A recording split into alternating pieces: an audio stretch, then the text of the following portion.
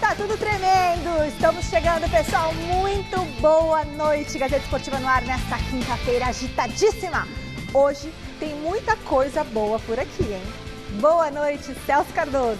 Grande noite para você. Que honra voltar a estar ao lado do mestre Alberto Lina Júnior. Eu é que me sinto lisonjeado. Eu é que amo o mestre é meu, Celso. Não, tudo O bem. mestre é todo nosso, dos telespectadores. Gente, E você é a rainha da Moca. Hoje está, hoje tô olha, lindíssima, de de Juventus, bordô, não é? em homenagem ao Juventus. Parabéns para o nosso figurino, a Letícia, a Adriana Regen, a Gabi, todo mundo que hoje caprichou no meu visual aqui. Eu vou usar essa roupa 2 semanas, porque tá muito boa, muito bonita. A gente já volta com tudo sobre os jogos de Corinthians e de São Paulo. Tem notícias do Santos, do Palmeiras, fim da novela Naming Rights e essa história do Pato no Verdão. Fica com a gente. Antes tem dicas.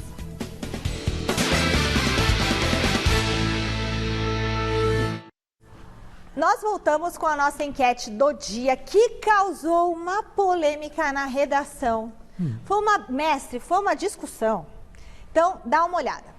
Alexandre Pato seria um bom reforço para o Palmeiras? Sim ou não? Começa com o senhor. Sim, Por quê, mestre? porque é um centroavante, goleador, jogador habilidoso. Podia fazer uma bela dupla com o Luiz Adriano lá na frente. E... No lugar de quem? Qualquer um que está lá. Tirando o Luiz Adriano, qualquer um. Rony, William. o William. Tira o qualquer um. William Bigode e põe o Pato. Tranquilo. Celso. Assim, Não, faz de novo o barulhinho, né? Não, é que o Pato, eu sempre fui fã do futebol do Pato, mas ultimamente, sabe, se for o que ele tem jogado no São Paulo, não sei se seria um bom reforço. Vem para compor elenco. Bola no pé, a gente sabe que ele tem, né? E vontade, hein? Eu não diria vontade, mas talvez a devida motivação para evoluir, crescer, enfim, seria. Sim, então, Sim, você faz sim. assim, faz assim. Mas não é com toda a convicção, entendeu?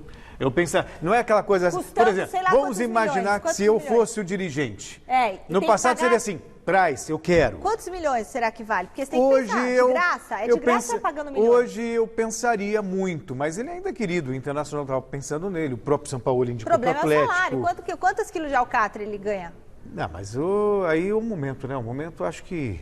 Por Mas produtividade. parece que a intenção do Pato é ir Ir pra fora. Ir pra É isso aí. fora. Olha, se, assim, eu vou responder a enquete hoje. Se fosse para ele vir para o Palmeiras, de graça, e ganhar por produtividade, Hoje, por exemplo, hoje eu não consigo vê-lo titular no Palmeiras, pelo futebol que ele tem apresentado.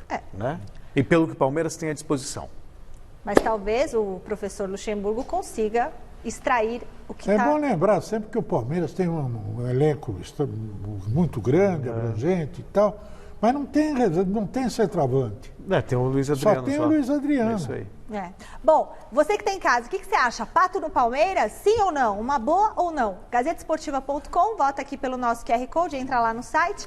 E nosso WhatsApp também, você pode mandar um vídeo de até 10 segundinhos com o celular, grava com o celular deitadinho e responda essa pergunta pra gente. O número é 11 99479 1633. Aliás, vou dar parabéns pro nosso cameraman, Gersino Gomes Chagas, que fez aniversário e todo dia eu fico de dar parabéns pra ele e não dei. Ele fez aniversário ano passado, não, tô brincando, faz umas 2 semanas já. Grande Gersino que tá com a gente aqui aguentando nós todo dia. Esse homem é forte demais. Beijo, Gê, muito bom trabalhar com você. Olha, não foi dessa vez que o Rogério Ceni conseguiu a primeira vitória em Itaquera. Tudo porque o Luan renasceu das cinzas, acordou, fez um golaço salvador e salvou o Corinthians da derrota na Arena. Jonas Campos conta tudo que rolou por lá. O Corinthians entrou mais solto em relação aos últimos jogos e no primeiro tempo teve 10 finalizações contra apenas 2 do Fortaleza. As melhores chances com Léo Natel, que chutou bonito, mas viu Felipe Alves fazer linda defesa. Wagner, que também parou no goleiro. E Jô, que levou perigo pelo alto.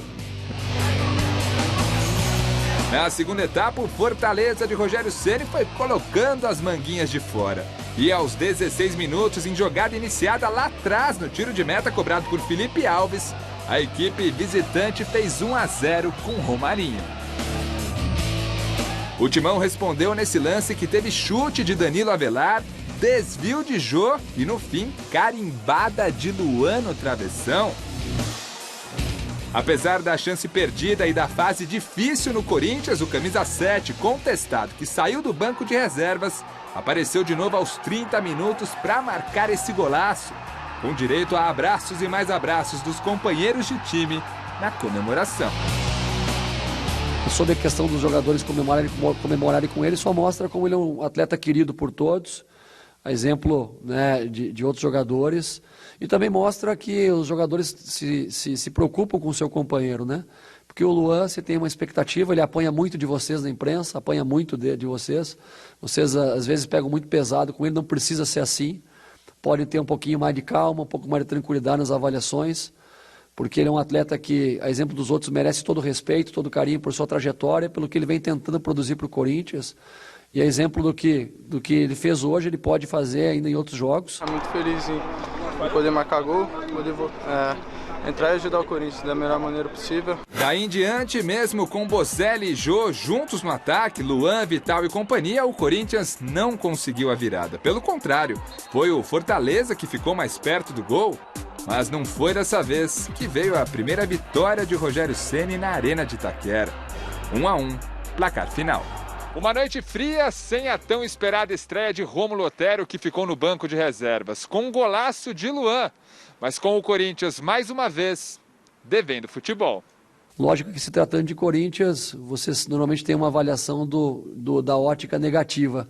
Eu já procuro olhar pela ótica mais positiva, que a equipe criou chances de gol, teve um volume grande de chances também, poderia ter tido uma vantagem ainda no primeiro tempo, e é uma questão de aproveitamento, né, que a gente sabe que muitas vezes, e quem é do futebol sabe, né, quem jogou bola sabe, quem conhece vestiário sabe, que é às vezes o momento realmente da bola entrar ou não para fazer a diferença.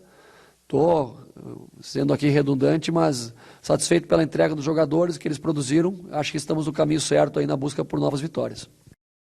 Eu sei que muita gente vai torcer o nariz, mas eu também acho que ele está no caminho certo. Principalmente quando ele volta às origens e coloca a formação que ele colocou ontem, mestre. Com dois volantes que saem mais para o jogo, com o Edson e o Cantillo, dois jogadores que têm bons passes, diferentemente do Gabriel, que é mais uma proteção para a zaga. Quando ele coloca um jogador mais agudo pelo lado, que é o Léo Natel, capaz de fazer a diferença no 1 contra 1. Quando ele opta por um meia, como o Juan, que é um garoto, mas também tem mais habilidade que o Ramiro, que é um jogador mais de composição, de meio campo, ou seja, ele tem mais velocidade e mais criatividade também que o próprio Ramiro. Então, a formação que ele pôs hoje com o jogo centralizado foi de quem realmente está voltando com o Sid Clay mais aberto pelo esquerdo. O Jô sempre ficou nessa posição, né? Sim, ali com bem... o Fagner também apoiando, os dois laterais apoiaram muito. Tanto que o Corinthians fez ontem, nos primeiros 20 minutos, no meu entender... O melhor, né? O melhor jogo que eu vi dele, melhor apresentação no Campeonato Brasileiro. Aí depois o Fortaleza acabou encaixando a marcação, o Corinthians tem que estar marcando muito em cima, cansou um pouco mais. E aí no segundo tempo, com as alterações, buscando o resultado, deixou só um volante em jogo. Aí o Corinthians ficou um pouco mais vulnerável e aí isso requer treinamento. O Fortaleza criou as melhores oportunidades, mas eu acho que o caminho é esse. Não adianta você ficar fazendo mais do mesmo. Às vezes você tem que ser mais corajoso, ousar mais, e essa ousadia pode custar espaço. Mas a gente viu aí no domingo a final, quer dizer, eu parto do pressuposto que a maioria viu a final, Bayern e PSG. São times que têm uma postura meio kamikaze, eles estão buscando mais o ataque. Isso deixa, melhor, espaços lá atrás. Isso faz parte do jogo. Mas gostei do que eu vi do Corinthians ontem, apesar de ter caído de produção no segundo tempo, de ter perdido velocidade, está um pouquinho mais lento, mas acho que o caminho é esse, mestre. Concordo com você. Os primeiros 20 minutos, 25 minutos do Corinthians ontem foi muito bom. Pena que não tenha feito os gols para justificar. Teve duas chances no Felipe Alves foi bem, né? Mas aí no segundo tempo aquele imã, sabe, que tem lá atrás, puxa o time para trás, e aí o Fortaleza... Olha, não ganhou esse jogo por um triz. No finalzinho da partida... Foi o melhor jogo do Thiago Nunes, o senhor acha? Eu acho melhor que sim. Aqueles 20 minutos, 25 minutos do primeiro tempo. Acho que ele deve insistir nessa formação. Não sei se o Juan tem habilidade suficiente para fazer essa função, mas o futebol brasileiro abdicou desses jogadores. O jogador habilidoso, driblador, que joga pelos lados e tal. Você tem aí o Marinho no Santos, o Keno no Atlético Mineiro. E olha, vai morrendo por aí. O Rony no Palmeiras, que ainda não disse que veio. Mas o Rony nunca foi um jogador de drible habilidoso. Ele era veloz e se movimenta bem. Só falar uma notícia chegando da nossa redação aqui, nosso editor, o Fini, ele manda aqui, ó, Elano é o novo técnico, sabe da onde? Figueirense. Elano, novo técnico. Elano, nosso parceiro aqui, novo técnico do Figueirense. Boa sorte para Elano. Ele fez um trabalho interessante na Inter de Limeira, né? Tem boas ideias também. Sucesso para Elano. Atualizando as informações do Corinthians, Thiago Salazar, direto do Parque São Jorge, para explicar por que o Thiago Nunes não colocou o Otero no jogo. Vai daí, Salazar.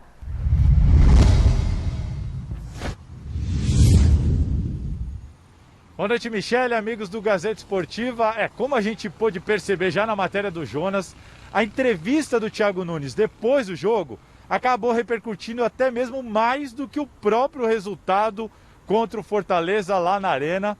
E uma das respostas do treinador corintiano que mais gerou debate entre os torcedores, principalmente nas redes sociais, foi a explicação dele pelo motivo por não ter promovido a estreia de Rômulo Otero, novo reforço do Corinthians.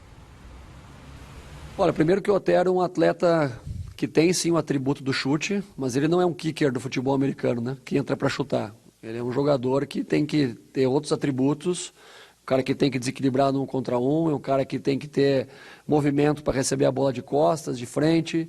Hoje, com um espaço reduzido que tínhamos, né, dificilmente alguém conseguia ter uma oportunidade de chute, muito raro, né? O Fortaleza diminuiu o espaço de campo aí para coisa de 40, 50 metros, então era complicado você conseguir ter uma vantagem por dentro pela região frontal. O Otero chegou há pouco no clube, né? Fez aí desde sábado alguns treinamentos, está se ambientando. Nós tivemos uma boa atuação dos caras que entraram, do Vital, do Gustavo, o próprio Mauro, né? O Luan. A gente tem uma escala de hierarquia em relação aos jogadores que estavam já jogando. O próprio Vital teve uma amidalite, passou algum tempo parado, né? Então tinha preferência para entrar hoje, até pela característica também. E aos poucos o Otero vai sendo aproveitado, vai buscando seu espaço e vai entrando na equipe e aí junto com os demais brigando pela posição.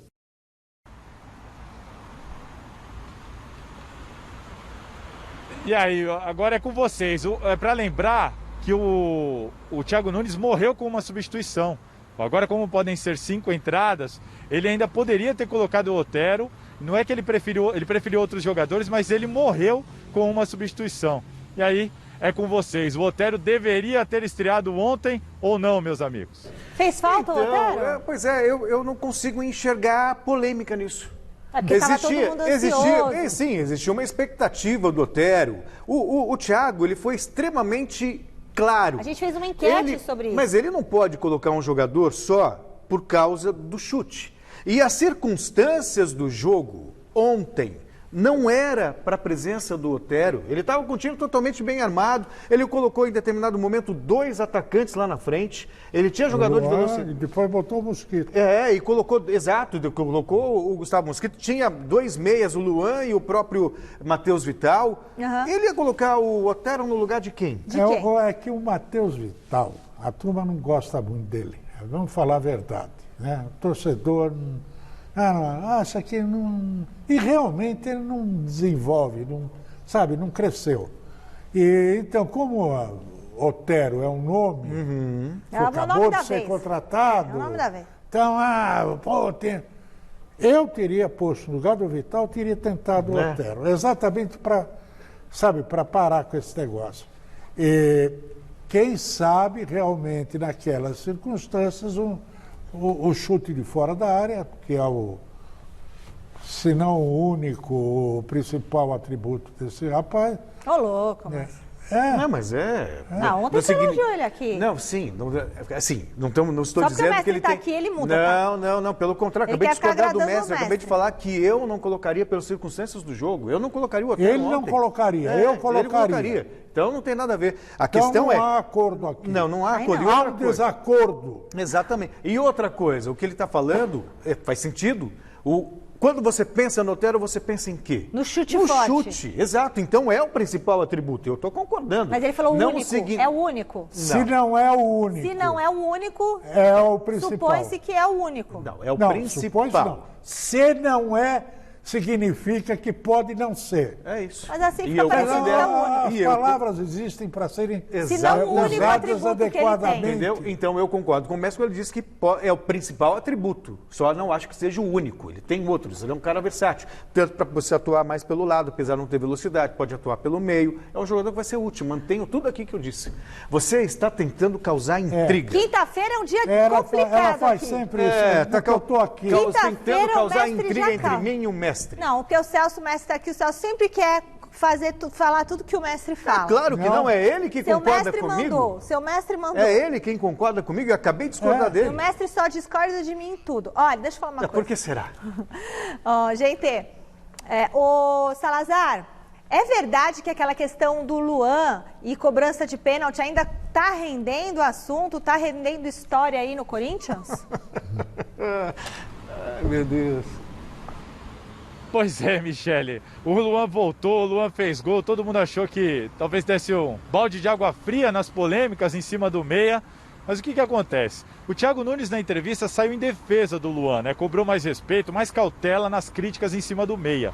Só que hoje, por meio da sua assessoria pessoal, o Luan deu uma declaração que foi publicada pelo pessoal do GE, dizendo que ele estava, sim, à disposição e poderia ter batido um pênalti lá na final do Paulistão contra o Palmeiras. Para quem não lembra, foi ali que as cobranças em cima do Luan ficaram bem mais pesadas. Muita gente perdeu a paciência com o Luan, pelo fato dali, para muita gente, ele não ter chamado a responsabilidade. Mas hoje o Luan disse, com todas as letras, que estava bem, estava à disposição e poderia ter batido. Só não bateu o pênalti porque Thiago Nunes não quis. E aí, meus amigos, como é que vocês imaginam que ficou o clima lá dentro agora? E agora? Agora jogou para a comissão técnica. Ó, Luan... muito mimimi. Não bateu o pênalti, não bateu o pênalti.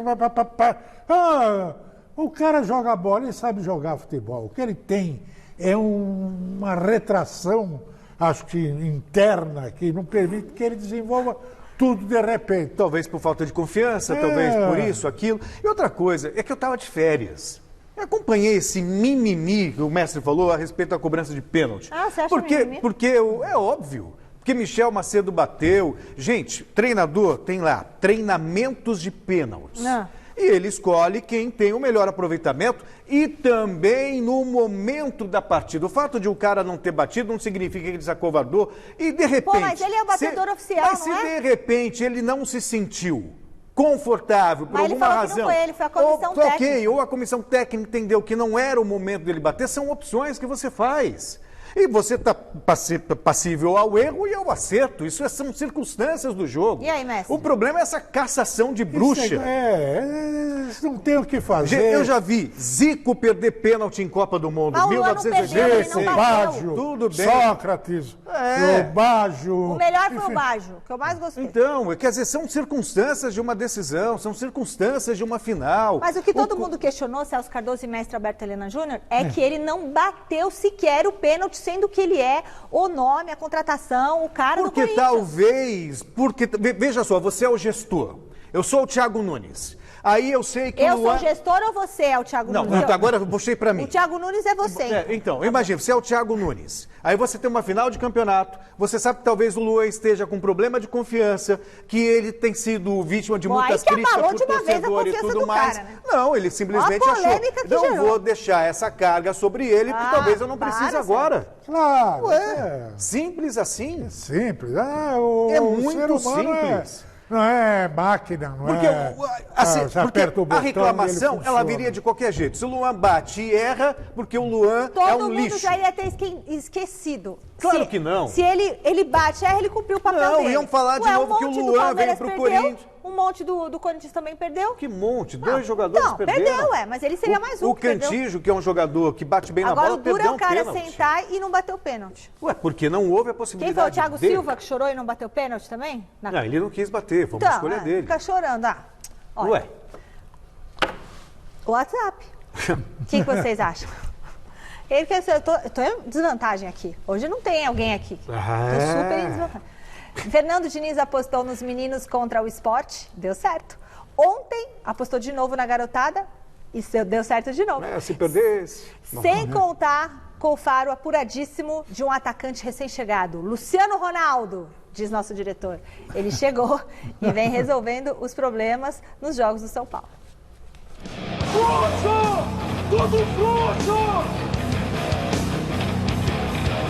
São Paulo chegou no Morumbi pressionado.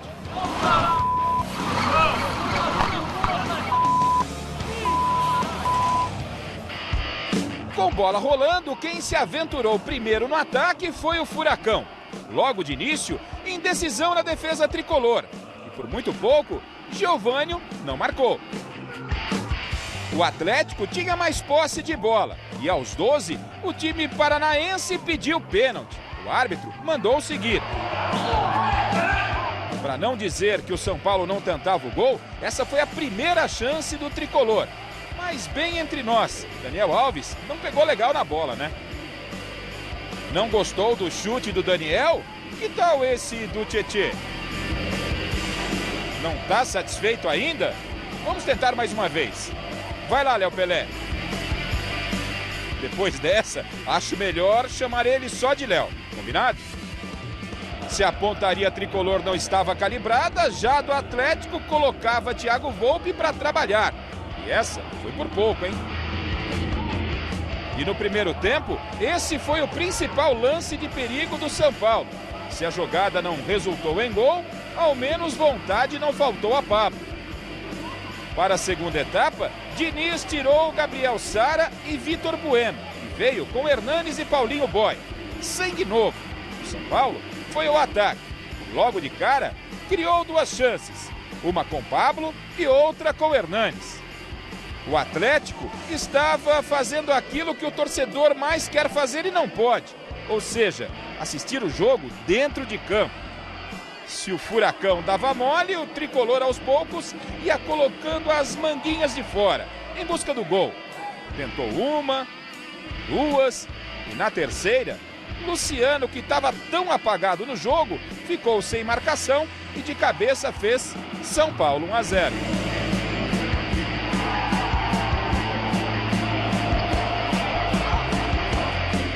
Depois do gol, o jogo ficou morno. O São Paulo teve mais duas chances de bola parada. E foi só. Final, Tricolor 1, Atlético 0. Essa foi a terceira vitória do São Paulo no Campeonato Brasileiro. Agora, a equipe soma 10 pontos na terceira colocação. E o técnico Fernando Diniz ganha um pouquinho de paz. Pelo menos até o próximo domingo, quando vai ter clássico contra o Corinthians, aqui mesmo no Morumbi. A gente tem que trabalhar o que pode e vai somando os pouquinhos de treino que a gente pode fazer, as correções dos vídeos e a gente não pode treinar muito, mas a gente pode treinar um pouco. E esse pouco a gente tem que ir melhorando a equipe.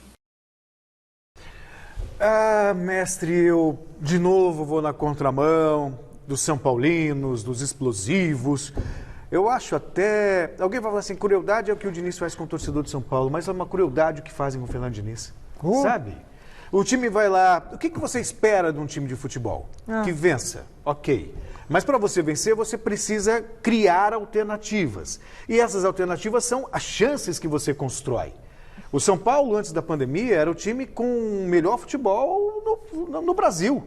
Sem medo de errar. Aqui em São Paulo, especialmente, sem dúvida. E aí perde um jogo, porque perdeu para o Mirassol, porque depois suou para ganhar do Bahia, e está na Berlinda, e vai...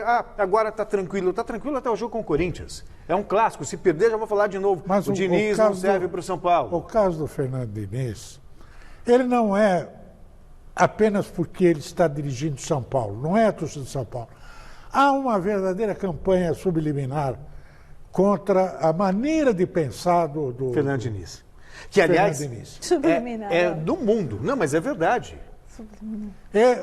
O pessoal insiste em que ele inventou, que não sei o quê, que ele não faz que o time dele não faz gol. É isso aí. Ele no Fluminense dominava o jogo, 67%, 68%, criava 20 chances de gol e fazia um gol nenhum. Precisa parar com esse negócio em cima do Fernando Diniz, a tal ponto que ele foi obrigado agora a recuar. A recuar, É a isso aí. mudar o estilo de jogo dele. Como o Thiago Nunes fez com o Corinthians também. Exatamente. Para sobreviver. Bom. Sabe? Aí prevalece a cultura do medo. Vamos com Osmar Garrafa, direto do CCT da Barra Funda, para explicar direitinho essa história do Daniel Alves. Garrafa, o que aconteceu com o Daniel Alves? Boa noite. Boa noite, Michele. Ontem, logo depois da partida, né, o Daniel Alves foi substituído no segundo tempo. Um lance com o Fernando Canazin. Um lance que, assim, à distância nos pareceu normal, mas chamou a atenção pelo fato do Daniel ter sido substituído pelo Luan. E aí, por volta de 1 da manhã, nota oficial do São Paulo confirmando fratura no antebraço direito do Daniel Alves. O jogador saiu do Morumbi, foi direto para o hospital, foi constatada a fratura. Ele ficou já internado para uma cirurgia que acabou de acontecer no HCOR. Aliás, cirurgia bem sucedida. O jogador está internado nesse momento, já com acompanhamento médico do Departamento Médico do São Paulo, e amanhã deve receber alta e iniciar o tratamento em casa. O Departamento Médico do São Paulo, através do Dr. Sanches, não quis dar uma previsão de retorno para o Daniel Alves. Mas nós fomos aí fazer uma avaliação com contusões semelhantes. E existe um prazo mínimo, Michele, de 25 a 45 dias. E detalhes importantes. Se o Daniel tiver uma recuperação excelente e tal, e voltar com esse prazo mínimo, ele perderá apenas um jogo da Copa Libertadores da América contra o River Plate.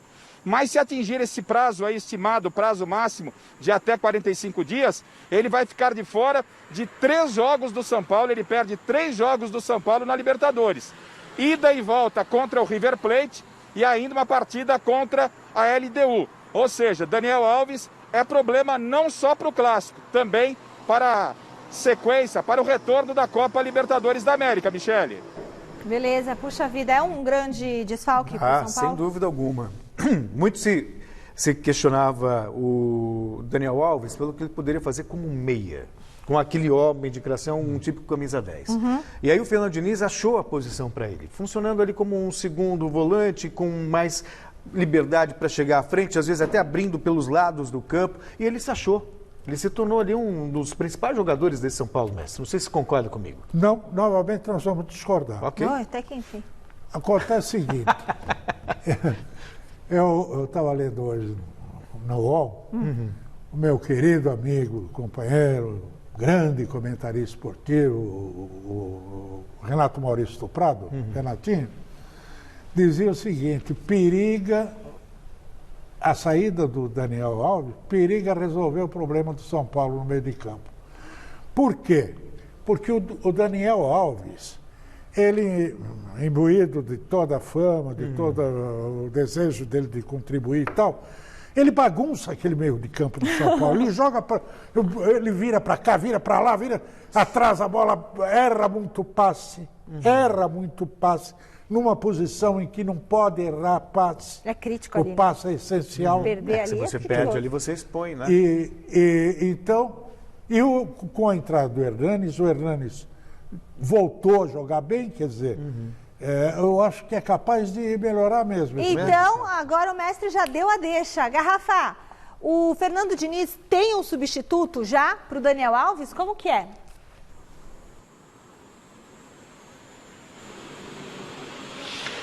Pelo menos, Michele, ele se tem, não nos adiantou, não entregou a mina aí, já pensando no clássico de domingo contra o Corinthians. Mas conhecendo o elenco do São Paulo, inicialmente são 3 opções, né? O Luan, que ontem entrou, mas é verdade que o São Paulo vencia por 1-0, um jogador para guardar um pouquinho mais a marcação no meio-campo. Tem o Igor Gomes, que era titular até o final de semana passado, perdeu a condição de titular, mas pode aparecer no meio-campo. E o Hernanes, aliás, o Hernanes que quase acertou a sua saída do São Paulo, disse que permanece. E o Hernanes que entrou bem no jogo ontem, talvez um dos melhores jogos do Hernanes nos últimos tempos com a camisa do São Paulo. Ele foi citado, inclusive, sobre a possibilidade de ter tido uma discussão com o Fernando Diniz. Ele que é uma das possibilidades aí de substituir o Daniel Alves. O Fernando Diniz falou sobre o Hernanes ontem em entrevista coletiva. Vamos acompanhar. Em relação ao Hernanes, eu fiquei muito contente dele poder ter voltado, fez um bom jogo. A gente teve uma conversa meio decisiva aí esses dias para trás. Mas o Hernanes, tem muito assunto interno e as pessoas especulam muito mal, tem muito pouca informação e acaba produzindo maldade e injustiça de maneira cavalar, porque não sabe absolutamente nada do que se passou com o Hernanes. O Hernanes é um cara que eu tenho um respeito e um carinho, e eu sei que ele tem comigo também. E ele já deu declarações na imprensa falando, mas as pessoas não exploram isso. Gostam de fato do sangue escorrendo, mas nunca teve sangue na minha relação com o Hernanes, muito pelo contrário. Teve carinho, teve afeto, teve compreensão e teve amor. Bom, então quer dizer que está tudo legal com o Hernanes e com o Diniz, e o Hernanes pode ser novidade domingo contra o Corinthians no lugar do Daniel Alves. E o São Paulo tem mais problemas. A hora que você quiser, eu te conto, Michele. Ah, eu vou querer, ué. Nossa, que horas que ele vai contar esse babado forte? O que vocês acham? Quem que seria ideal no lugar do mestre? Aposta no Hernanes mesmo? Eu acho que tem que botar um jogador. Mas tem porque fome. O problema é o seguinte: o Daniel Alves, ele é muito apressadinho. Ele pega a bola e isso aí prejudica a fluência do time. O Hernanes já é mais equilibrado, é da função, né? já é da posição e tal e coisa. O Daniel Alves, meu Deus do céu, o maior lateral direito do mundo durante anos e anos. Não é e não vai ser nunca um jogador de meio de campo com a mesma eficiência do que jogar pela lateral. Isso precisa ficar bem claro. Agora, São Paulo carece também, e ontem não foi só a entrada do Hernanes que acertou o time do São Paulo, foi a entrada também do Paulinho Boia, que é um ponta.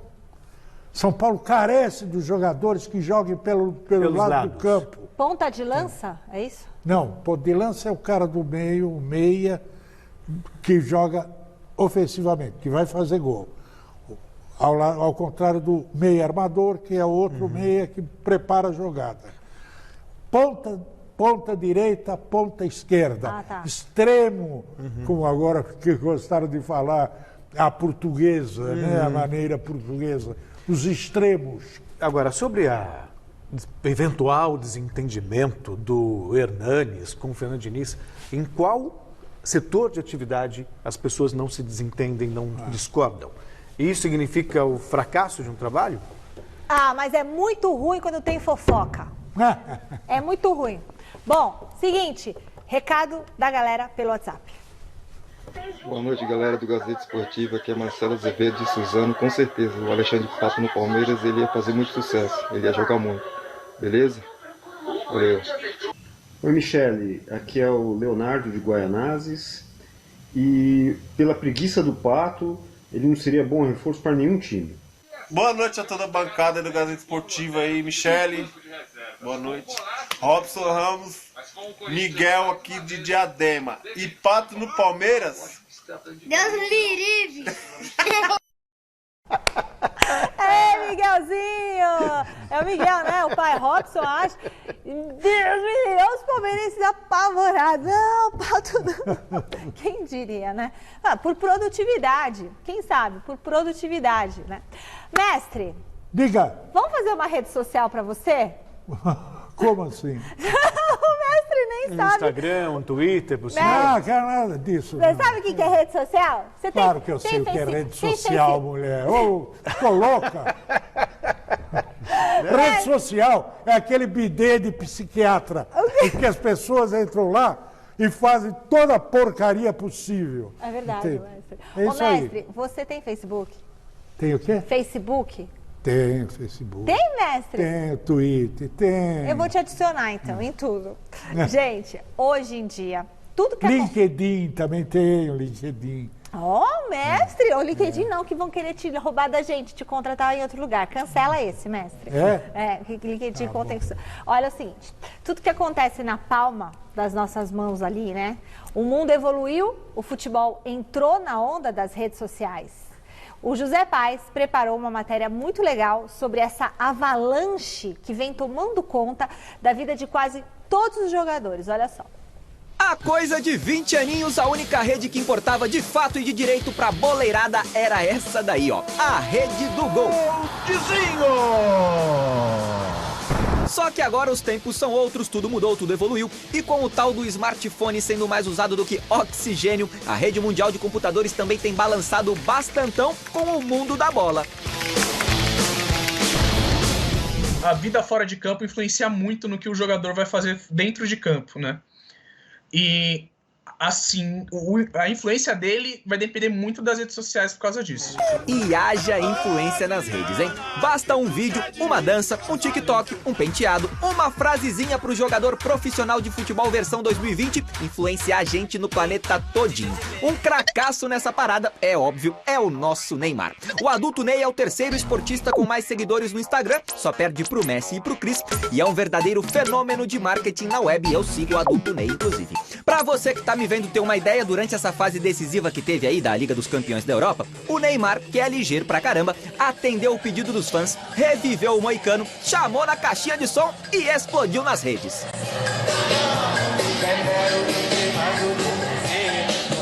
Só que nem sempre tudo é festa, curtição e brincadeira nas redes sociais. Além de ser uma ferramenta que aproxima o ídolo do fã, de vez em quando, a internet também joga pro outro lado, o da cobrança. Recentemente, o meia Zé Rafael do Palmeiras se envolveu numa mini confusão lá no Twitter depois de responder o comentário de um torcedor palmeirense que chamou ele, Zé Rafael, de gordo. O jogador não pensou duas vezes, rebateu o post e disse, abre aspas, pega minhas medidas e peso aqui no clube antes de falar M, seu coitado, fecha aspas. O Jô, atacante do Corinthians, também recebeu um monte de críticas na web há um tempinho por não ter tido um desempenho tão bom lá no fantasy game Cartola FC, pois o Jô passou a mão no Instagram e meteu um textão nos stories da conta dele. Eu não entro pra fazer ponto em Cartola, entro pra jogar e fazer o melhor pra minha equipe. Peço respeito nessa questão. Esse tipo de posicionamento dos atletas via internet tem inclusive pautado os debates esportivos do lado de cá, da imprensa. E tinha um cara lá em 2011 já prevendo isso tudo, hein? Twitter, Zé não sei do que, piripipi, eles passam tudo que é notícia. Vocês não têm notícia mais nenhuma. Daqui uns dias eles vão ter 2 empregos, 3 empregos. Jogar, twittar, que mais? Como é que é? Facebookar, e não sei mais o que, vocês vão... Justamente, cuidado, hein? É como quase diz aquele famoso ditado, Felipão. Caiu na rede, não se queixe. Afinal de contas, quem posta o que quer, vai ler o que não quer. Então... Olha, eu quero dizer o seguinte. Fala, mestre. Rede social, a ideia, o conceito, o funcionamento dela é ótimo, é uma maravilha, é um espaço para as pessoas poderem expressar suas opiniões. Né? Sucede que a coisa... Ela virou. Terra de ninguém. Virou sabe, é um monturo. As pessoas não pensam no que escrevem. Não tem nada de importante para ser dito. Fica aquele negócio de mandar selfie, publicar selfie, a minha foto nova. Entende? É uma bobagem. Não, e fora que quando as pessoas vão fazer uma crítica para o jogador de futebol ou para nós aqui, as pessoas às vezes pegam tão pesado. Nossa. Pega assim, sabe, igual quando... É claro que aí a gente também, se você retruca, é ruim. Ah, não, porque hoje nós vivemos o momento do ódio. Em que o país está rachado no meio e que as pessoas só veem de uma forma, ou preto ou branco. E não se iluda, para informação, aqui ainda é o melhor lugar. É verdade, com certeza. Jonas Campos, ao vivo da Academia de Futebol, com as informações do Palmeiras. Que história é essa do Pato no Verdão, Jonas? Conta pra gente, boa noite.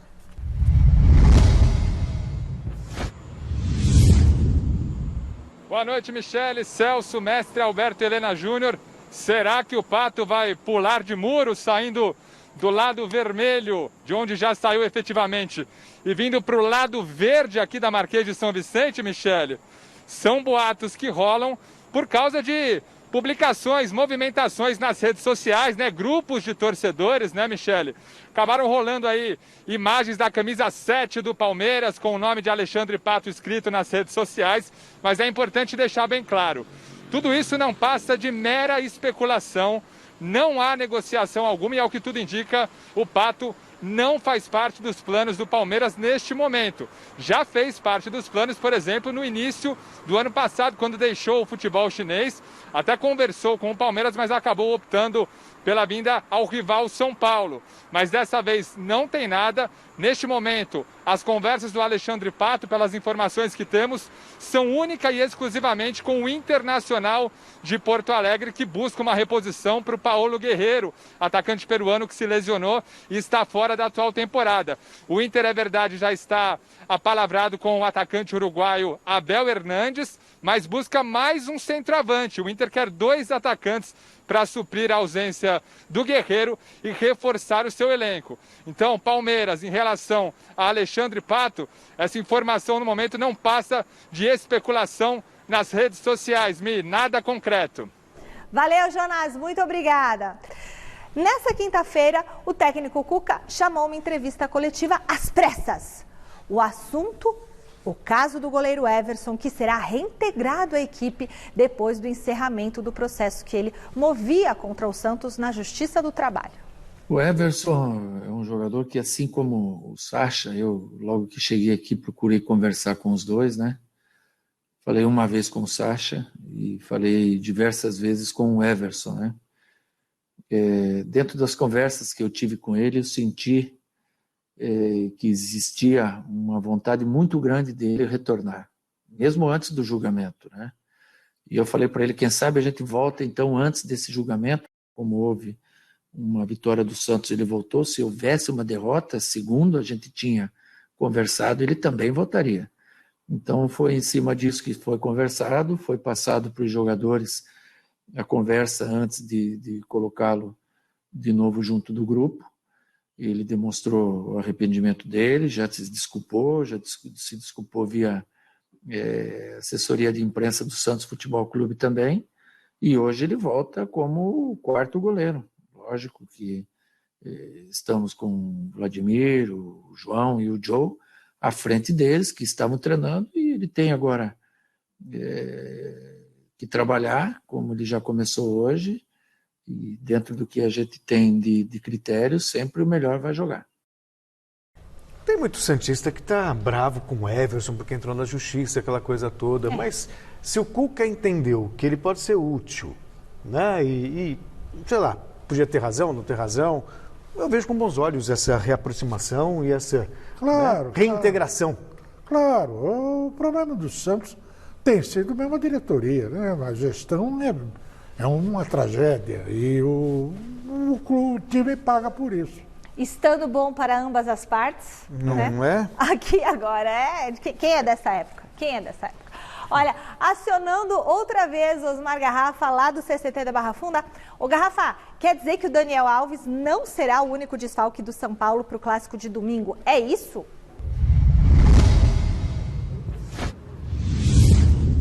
É isso, Michele. Além do Daniel Alves, o Diniz já sabe que não vai contar com o Reinaldo, lateral esquerdo. Recebeu o 3º cartão amarelo. E os problemas não param por aí.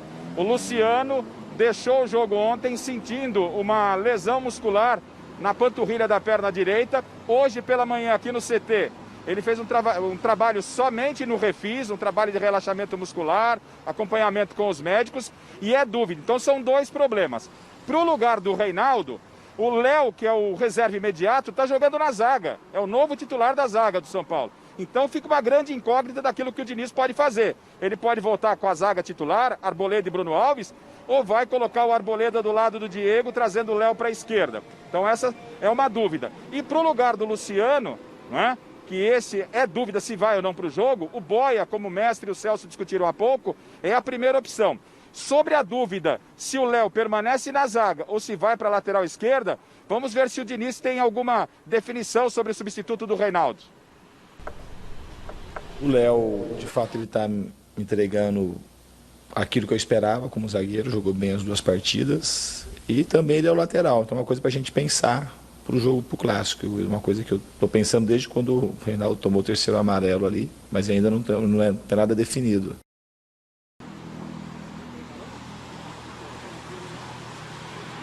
Bom, tá certo. Tá aí o Fernando Diniz. O treinamento que define o São Paulo para o Clássico acontece amanhã pela manhã. O São Paulo vem de 2 vitórias consecutivas, está no G4, 3ª colocação. O Diniz respira um pouquinho mais aliviado, mas você sabe, né, Michele? Domingo é Corinthians e São Paulo. Perde para ver o que acontece. Perde, que aí todo o trabalho bem feito vai por água abaixo. Já vamos começar a falar mal. Obrigada, Garrafa. É a cultura do resultado que impera e, sabe, assim, como formador de opinião, eu acho que a gente tem que lutar contra isso, né? Para que as pessoas possam entender a importância de um trabalho. E para você chegar ao resultado, né, que é o seu objetivo, você tem que ter tempo para fazer as coisas. É verdade. É que a imprensa não cumpre exatamente esse papel, né, como você disse, e existe a rede social aí para isso. Olha, Thiago Salazar, de volta do Parque São Jorge, tudo resolvido com os naming rights da Arena. Salazar, realmente acabou essa novela? Podemos comemorar e soltar fogos?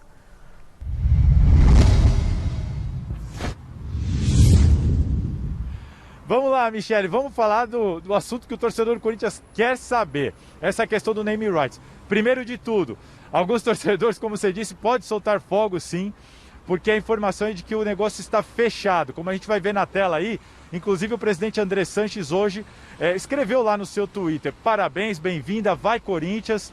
E a informação é de que, de fato, o André Sanches conseguiu. Depois de 10 anos, ele que anunciou dia 1º de setembro de 2010 a construção, o projeto da Arena, agora no próximo 1º de setembro, terça-feira, deve anunciar o acordo com a parceira do naming rights. Informação que eu consegui agora à tarde também é que esse contrato será de 20 anos. Então, será um contrato de 20 anos entre o Corinthians e essa empresa. Os valores, o Andrés guarda as 7 chaves, claro que gira ali entre 300 e 400 milhões, que é o que ele sempre quis, mas eu tenho uma informação também de que esse valor deve ter, esse contrato deve ter muitas ativações. Então é um valor que pode variar, a gente vai ter que aguardar um pouco. O Chico Lang apostava na Amazon, né? Eu falei da Magazine Luiza, que depois negou que estivesse negociando, mas a minha informação é: Magazine Luiza, de fato, sim, estava negociando, esteve muito perto, mas perdeu a concorrência pelo jeito, e por isso que soltou aquela nota, porque, como disse uma pessoa importante do Corinthians para mim, nesse mundo ninguém quer ficar com fama de que perdeu o negócio. Agora, e qual que é a empresa? Aqui no Corinthians, aqui no Parque São Jorge, quando a gente fala com conselheiros, dirigentes, ou até mesmo com o André Sanches, que não quer soltar essa informação, todo mundo aposta agora na Hiperfarma. A Hiperfarma, que detém diversas marcas, entre elas a Neoquímica, que já esteve estampada na camisa do Corinthians. O Andrés disse que é uma empresa que nunca esteve na camisa, mas eles têm diversas outras empresas. A aposta agora do momento é a Hiperfarma, mas a gente vai ter que aguardar.